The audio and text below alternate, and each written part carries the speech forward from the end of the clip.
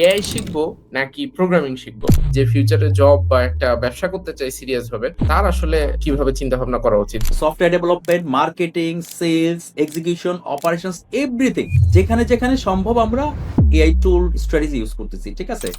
আসলে প্রস্তুতিটা কেমন হইলে আপকামিং ডেজ এ সে একটা চাকরি-বাকরি পাওয়া তার জন্য পাস করার পরপরই মাচ মোর ইজিয়ার হয়ে যাবে? পড়াশোনাটাকে আমরা আসলে মোস্ট অফ দ্য কেসই হচ্ছে অনেক গ্লোরিফাই করি আরকি। ফান্ডামেন্টালস বা প্রোগ্রামিং এর জিনিসপত্র শেখার কি আমার আদৌ দরকার আছে নাকি ওই টুলস গুলো চালানো শিখলে আমার জন্য বেটার হবে? 2026 সাল would be a turning point for the overall software industry. University স্টুডেন্টদের জন্য 2026 would be very exciting year. কেন? সফটওয়্যার টেকনোলজির ভূত ভবিষ্যৎ সামনে আসলে কোন দিকে যাচ্ছে? ৪ বছর ধরে ওয়েট করে তারপরে চাকরি-বাকরি খোঁজা বা ব্যবসার কথা চিন্তা ভাবনা করা উচিত নাকি ইউনিভার্সিটিতে থাকা অবস্থাতেই এই জিনিস শুরু করলে ভালো হয়? যেহেতু এআই অনেক কাজ করে দিবে, সো জব পাওয়াটা প্রথম দিকে ডিফিকাল্ট হয়ে দাঁড়াবে। এখন এআই আসার পরে অনেক জবও আসলে বাড়ছে। দেয়ার আর মোর ওপেনিংস নাও। আগে যদি আমি ২ জন হায়ার করতাম মান ডেভেলপারে, এখন হয়তো আমার ৪ জন সফটওয়্যার ইঞ্জিনিয়ার লাগতেছে। আল্টিমেটলি একটা মানুষের বেসিক নিড হচ্ছে তারে কিছু করে খাইতে হবে। এখানে কোনো মাপ নাই।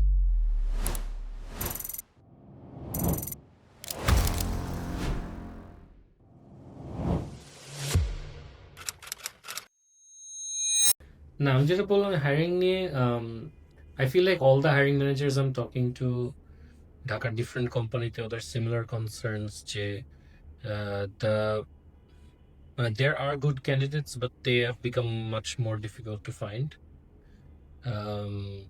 Like I've spoken to people at ShopUp and Optimize যেহেতু তো আমরা hire করতেছি last few months ধরে, I think I feel like one of the biggest challenges is because of AI. Like AI has given us the tools to do a lot of amazing things, but at the same time foundational knowledge যেগুলো আমাদের ৪-৫ বছর আগে ছিল ওগুলো আস্তে আস্তে গায়েব হয়ে যেতেছে। এইটার কারণে অ্যাকচুয়াল কাজ করতে যেয়ে কি কোনো ঝামেলা হচ্ছে কিনা? হ্যাঁ, হচ্ছে তো। যেমন আমি এক্সাম্পল দিই, লাইক যেটা আগে হইতো, let's say you encounter a problem, মানে আমি যে মেইন ডিফারেন্সটা আমি বলি সেটা হচ্ছে যে ফান্ডামেন্টালস এন্ড লেটস, আচ্ছা এখন ডিফারেন্সটা আসলে কোথায় আসে? একটা হচ্ছে যে একজনকে যদি এআই টুলস দিয়ে দেওয়া হয়, আমরা বাই দ্য ওয়ে আমাদের এখানে ক্লডের সাবস্ক্রিপশন সবাইকে দিয়ে দেওয়া হয় আর কি, ম্যাক্স যে যার মতো আর কি, রাইট? সো উই এক্সপেক্ট যে এটাকে ইউটিলাইজ করে হচ্ছে মানুষের প্রোডাক্টিভিটি বাড়াবে, but to be able to do that you need to know what you're doing first before you utilize Claude, right? So এখানে যে গ্যাপটা আমি দেখি অনেক সময়, যে জায়গায় আমাদের এখন মেইনলি গ্রুমিং এর ফোকাসটা হয়, it's not syntax anymore, right? It's syntax অথবা কনসেপ্ট ছিল, ওই জায়গাটাতে গ্রুমিং না। আমাদের গ্রুমিং এখন দরকার হচ্ছে how to effectively use AI in a way where you are adding value, because আমার যদি এআই দিয়ে কাজটা হয়ে যায় তাহলে তো ইঞ্জিনিয়ারটাকে দরকার ছিল না, রাইট? সো আমাদের যে স্ট্রাগলটা হচ্ছে ওইটাই। সো আমি যে মেইন ডিফারেন্সটা যদি বলি একটা এক্সাম্পল দিয়ে, যে আগে যেটা হইতো, যে আগে ইভেন আমি যদি বেসিক জিনিসটা বলি, যাচ্ছে প্রজেক্ট সেট আপ, মানে প্রথম যখন কেউ একজন জয়েন করে তখন ওর কি প্রথম কাজটা কি, ওর ল্যাপটপের মধ্যে ওই যে এক্সিস্টিং প্রজেক্টটা যেটা আছে এটা সেট আপ করবে। সো এমন হইতে পারে যে সেট আপ করার সময় there might be some issues, errors বা সামথিং লাইক দ্যাট, রাইট? এবং naturally you get some error messages, যেটা পরে you should be able to see, Google করে বের করা যে আসলে কি হচ্ছে, and then try to figure it out yourself and then ask someone যে আচ্ছা what can I do here.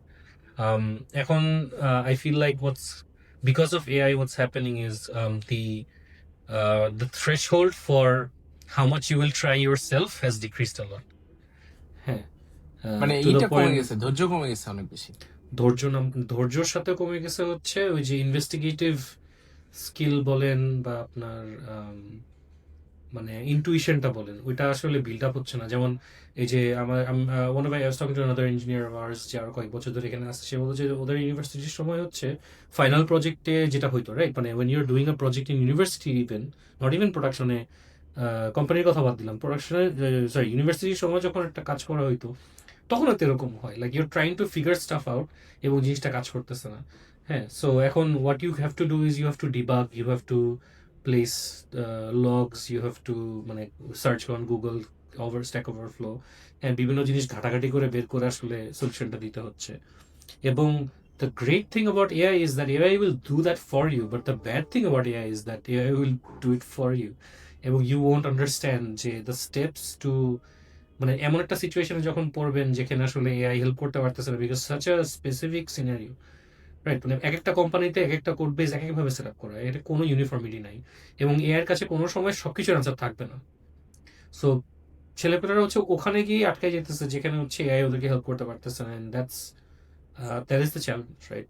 মানে আমরা um, ওই গ্রিট এবং ওই ইন্টুইশন এবং ওই পেশেন্স, এই জিনিসগুলো আসলে বিল্ড আপ করার যেই জিনিসটা হয়তো ইউনিভার্সিটিতে অ্যাটলিস্ট ওইটাও হচ্ছে না, বিকজ এখন যেটা হয় কি যে you can do an project with AI and be successful, like হবে না যে তা না, ঠিক আছে? যে you can pretty much vibe code হোক বা এআই অ্যাসিস্টেড হোক, চ্যাটজিপিটি হোক, you can get it to work, you can even make it look beautiful, ঠিক আছে? But that remains up until demo, project demo, যেটাতে আমি ওভারঅল জিনিসটা যেটা দেখছি, ধরেন আমরা প্রোগ্রামিং হিরো থেকে মোটামুটি 2-3 মাস পর পরই বেশ কিছু হ্যাকাথন আমরা ইউনিভার্সিটিতে করি। লাস্ট 2টা বা 3টা হ্যাকাথন, একটা হ্যাকাথন করছিলাম আমরা চিটাগাংয়ে, আপনার ইসলামিক ইউনিভার্সিটি যেটা আছে, হ্যাঁ, আইআইইউসি। তো ওখানে Yeah. মোটামুটি পুরো বাংলাদেশ থেকে ধরেন বুয়েটের টিম ছিল, ঢাকা ইউনিভার্সিটির টিম ছিল, মানে সব ইউনিভার্সিটি থেকে অলমোস্ট 65 বা 60টা ক্যাম্পাস থেকে স্টুডেন্টরা ছিল টিম আপ করে। আমরা দেখছি আর রিসেন্টলি আমরা একটা করলাম বিউবিটিতে, এছাড়াও আমরা আরেকটা যেটা করলাম হইতেছে আপনার ওই সেবা এক্সওয়াইজ এর সাথে করছি।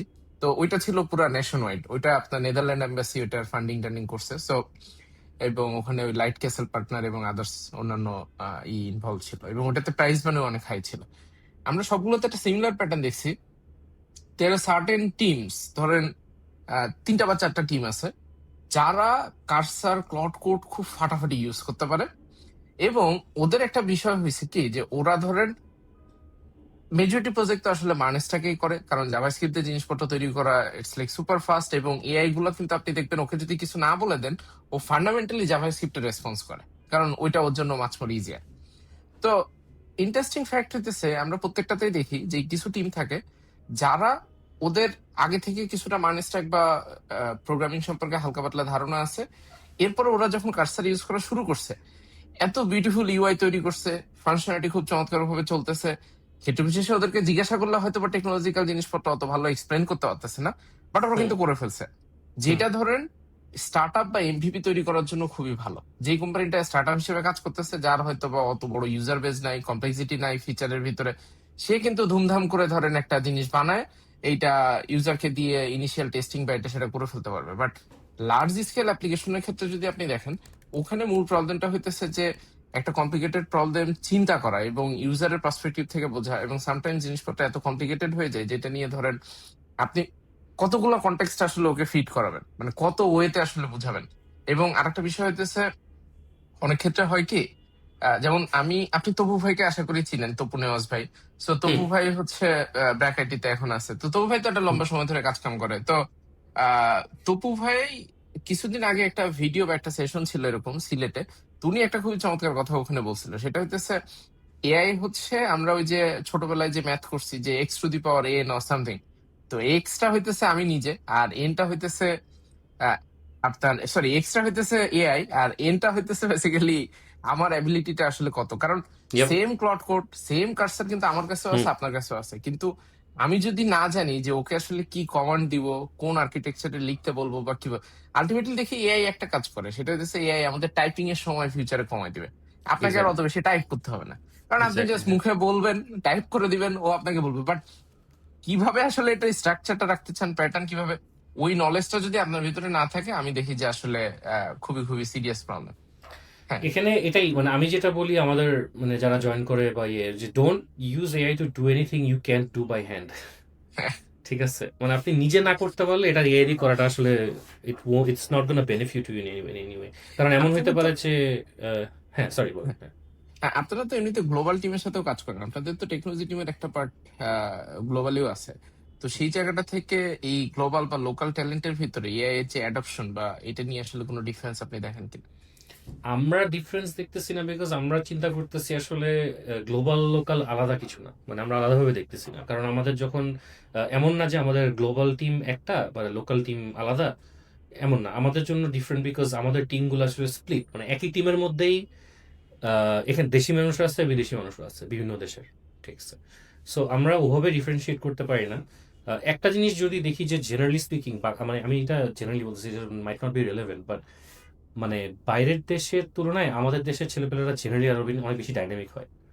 যেমন আমরা যখন বলি ফুল স্ট্যাক, মানে full stack engineer I would say বাইরের দেশে প্রবলি ফোকাসটা আরো বেশি থাকে, যে শুধু ব্যাকএন্ড শুধু ফ্রন্ট এন্ড একটা এক্সপার্টিসে ফোকাস করে। আমাদের যেমন এখানে যারা ছেলেপেলেরা যে স্টার্টআপ টার্টআপে কাজ করে আসছে ওরা কিন্তু সবকিছু পারে, মানে এবং এক্সপেকটেশনটাও থাকে যে সে সবকিছু পারবে, মানে না পারলেও অ্যাটলিস্ট শিখে ফেলতে পারবে।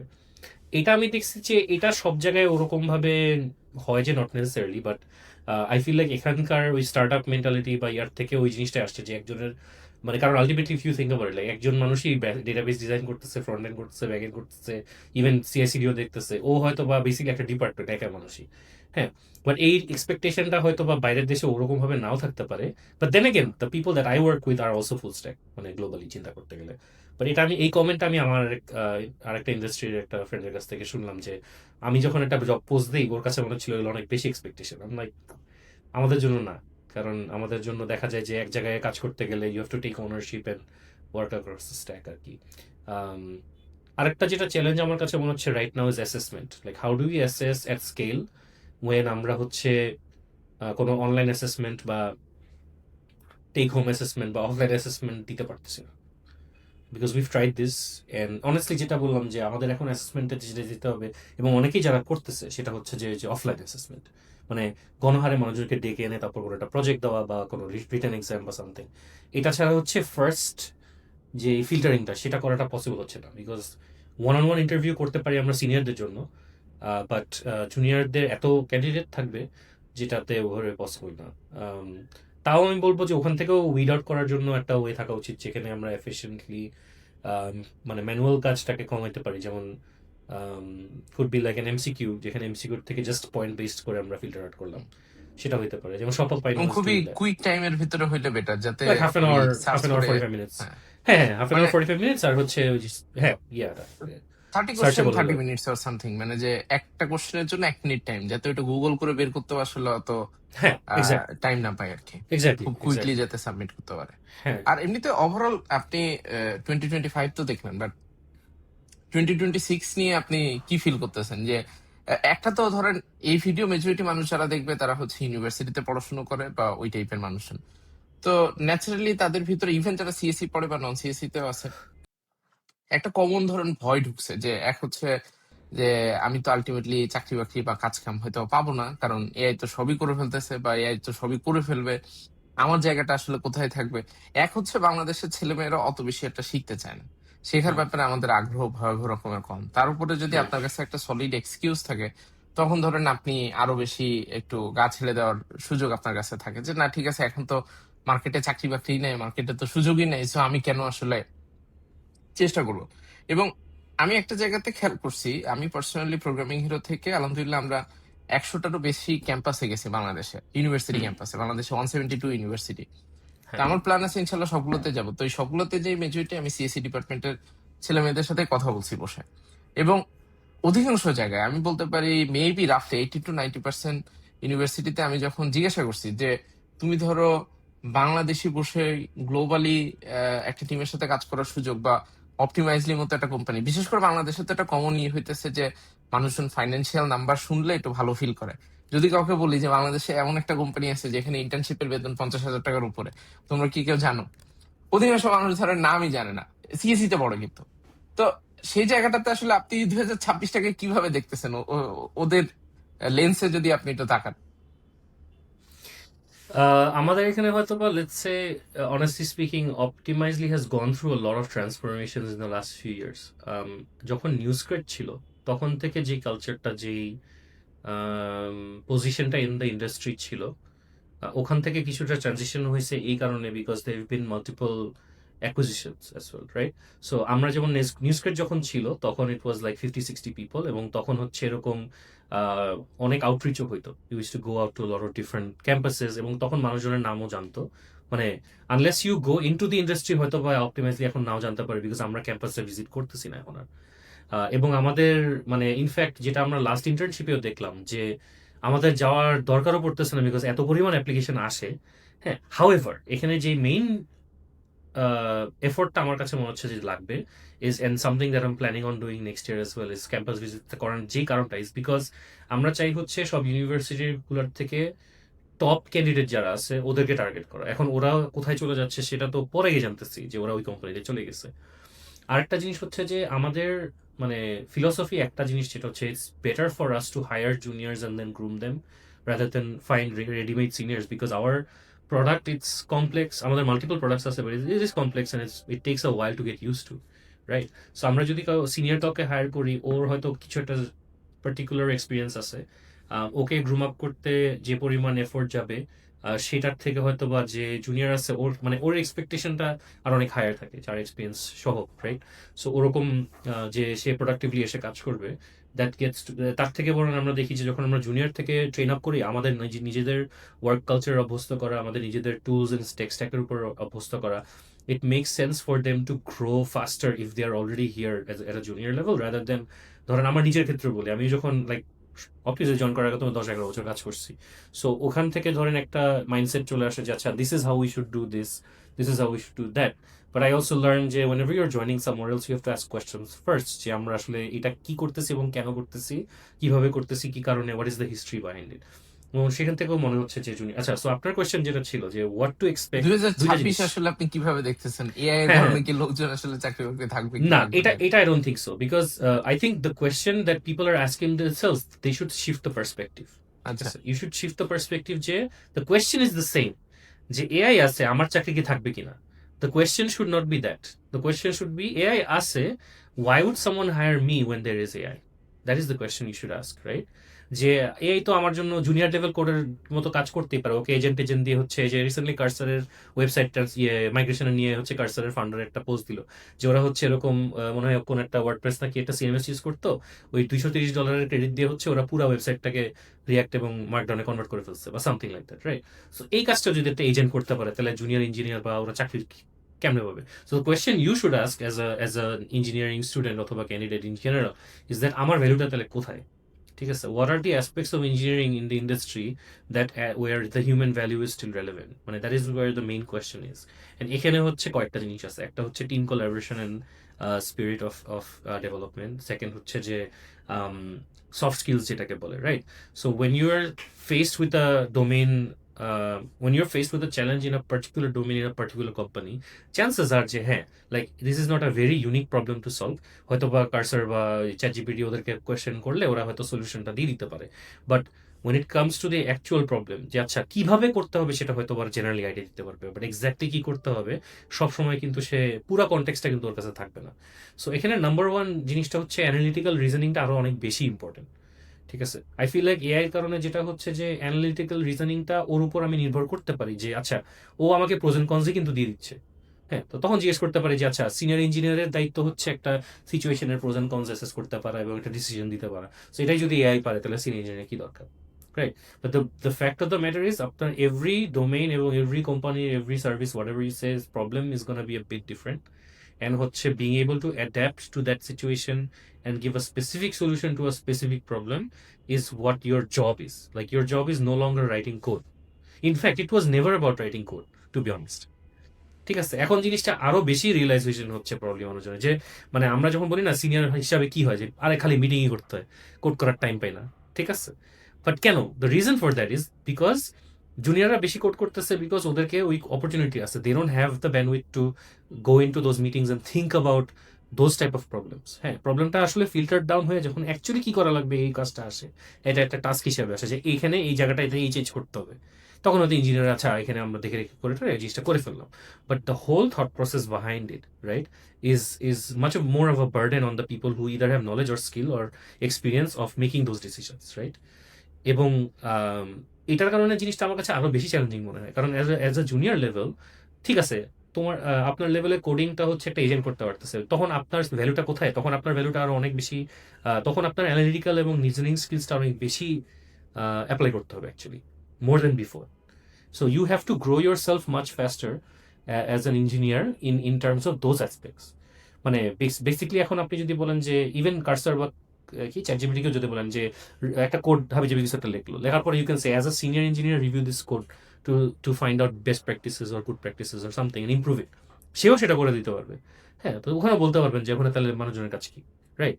বাট আলটিমেটলি মানুষজনের কাজ ওখানেই যে making a decision based on the facts that is in front of you, and এত পরিমাণ কনটেক্সট যেগুলো থাকবে, whether it's different fintech industry হতে পারে, লজিস্টিক ইন্ডাস্ট্রি হতে পারে, বা আপনার আমাদের যেমন মার্কেটিং এর industry, whatever the industry, প্রত্যেকটা ইন্ডাস্ট্রির আলাদা আলাদা প্রবলেম আছে, প্রত্যেকটা ইন্ডাস্ট্রির specific domain level, business level problem আছে, যেগুলো আপনার ফার্স্ট অফ অল বুঝতে হবে, right?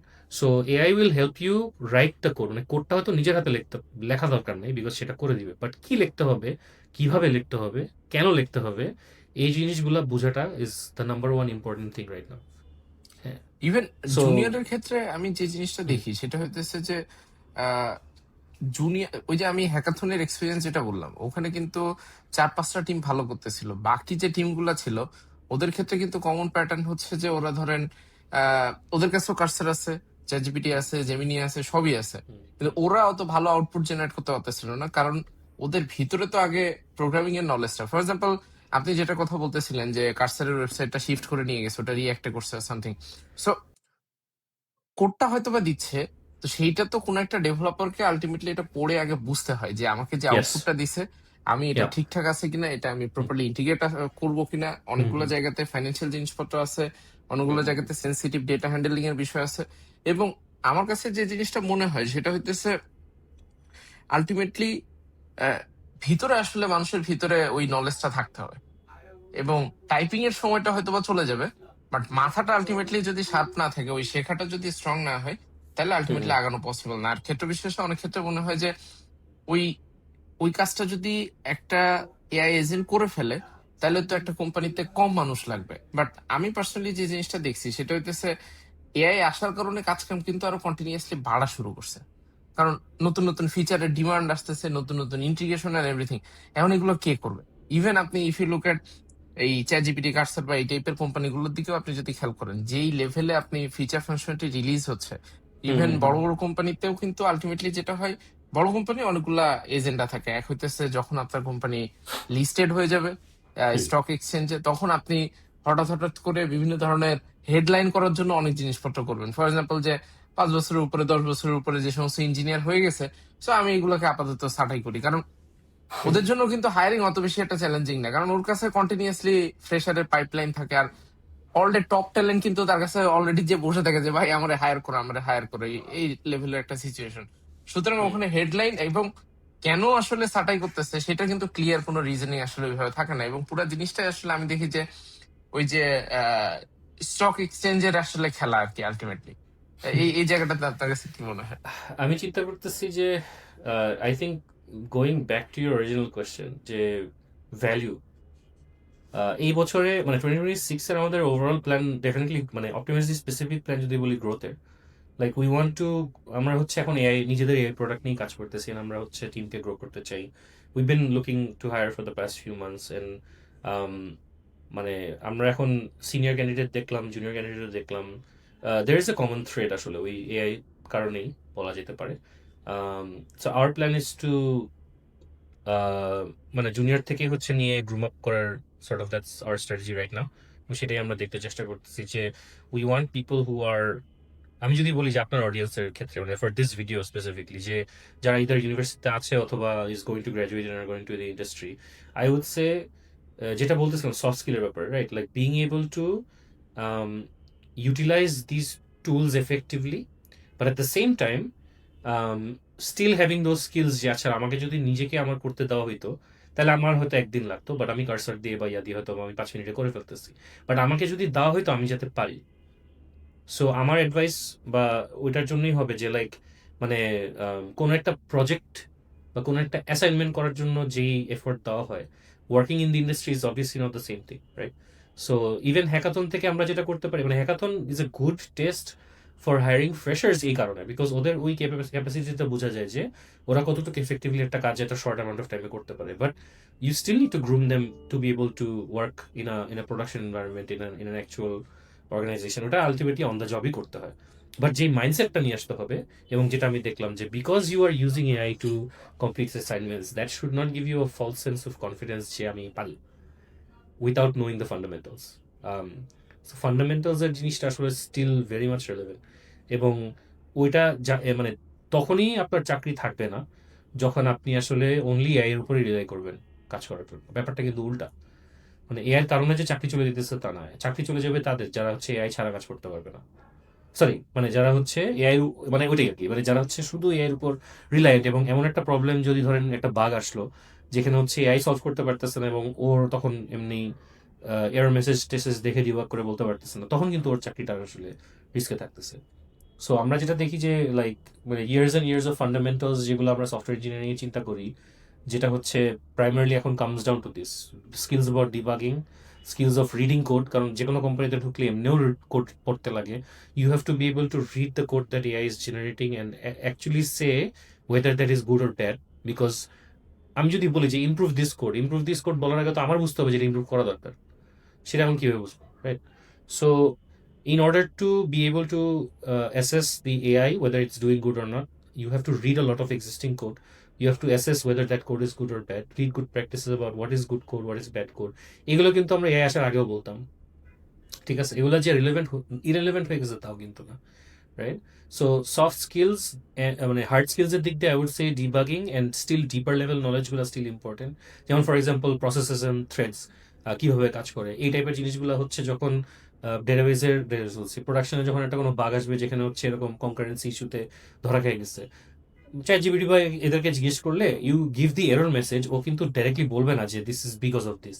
You have to dive in to the problem and then figure out যে আচ্ছা এটা এই কারণে হইতেছে, ঠিক আছে? ChatGPT পসিবল সলিউশন দিবে, বাট অ্যাকচুয়াল সলিউশন নাও দিতে পারে। So you have to be able to debug and you have to know those root level things in computer science, in computer মানে software engineering, to be able to at least find the issue.